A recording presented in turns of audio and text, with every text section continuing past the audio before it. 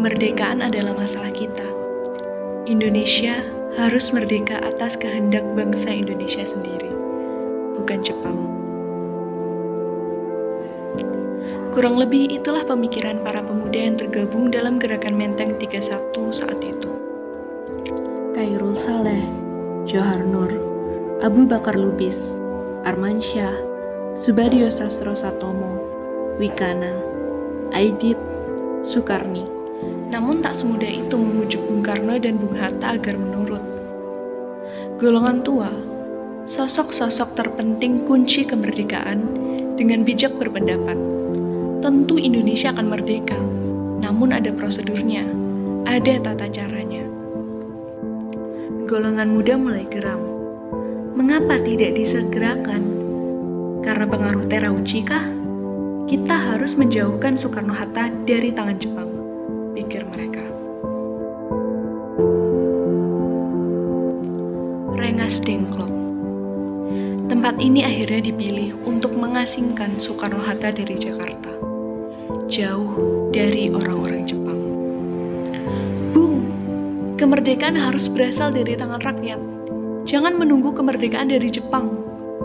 Tentu Bung Karno sejatinya berpikiran serupa. Namun lobi tetap berlangsung alot karena golongan tua juga mempertimbangkan aspek keamanan.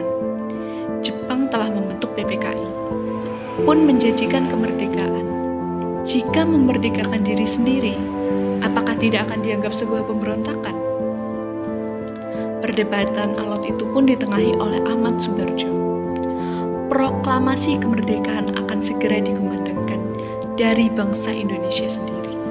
Nyawaku jaminannya. Mereka semua pun segera kembali ke Jakarta.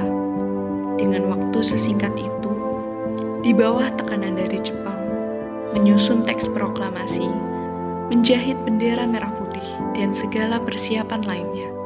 Kemudian, mengumandangkan proklamasi tepat pada tanggal 17 Agustus 1945. Proklamasi.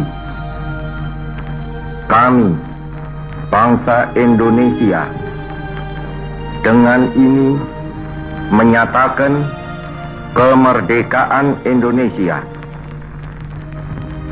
Hal-hal yang mengenai pemindahan kekuasaan dan lain-lain diselenggarakan dengan cara saksama dan dalam tempo yang sesingkat-singkatnya. Jakarta, 17 Agustus 1945,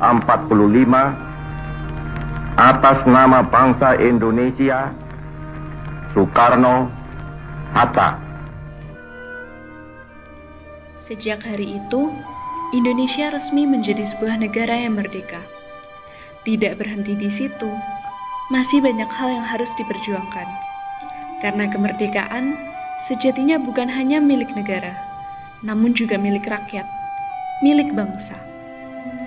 Hari ini, 17 Agustus 2021, tepat 76 tahun sudah Indonesia merdeka. Kita semua tahu, Indonesia sedang tidak baik-baik saja. Namun bukankah kita tidak akan menyerah dengan keadaan? Kita adalah manusia-manusia kuat, agen perubahan, agen pembangunan.